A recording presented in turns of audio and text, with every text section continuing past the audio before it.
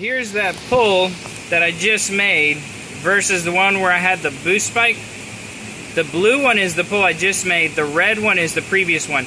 Look how much faster it comes on boost and how much more it makes without those cats all gummed up the way they were. So this was 521 versus 575-ish. So 50 foot-pounds of torque and 440 versus 475, so 30 horsepower, just by getting rid of those cats because they were already messed up anyway.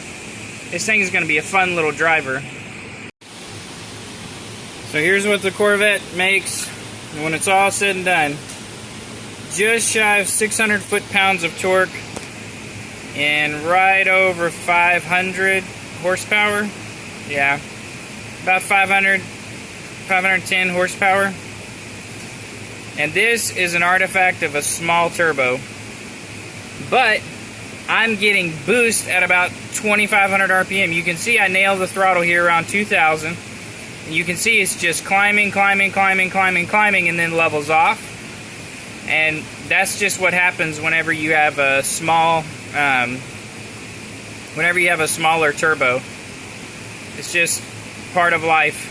I value responsiveness more than I value top speed, because I spend a lot of time driving around in this area, and seat of pants feel on this thing is pretty intense. It just doesn't start diving off until you get up to near the rev limiter. And you can feel that. You can feel it start to lose its breath. But for all intents and purposes, the Corvette is done now. It's on E85. The turbo kit is finally dialed in. I've got the tune where I want it to be. But for all intents and purposes, it's done for right now. The next thing would be a cam. So I can put stiffer springs in it to run a little bit more boost and also help it breathe a little bit better. That'll be the next thing, but that might be 6-8 months a year. I don't know. Right now, I'm just going to enjoy driving it with it dialed in and it really torquey and gurgly and making whooshy choo-choo noises, and just going to have a blast, because for a little while now, I haven't been able to really drive it because it's always had some kind of problem. So I can drive it, but I have to really be gentle on it. But now it's ready to go. So I'm really happy with it.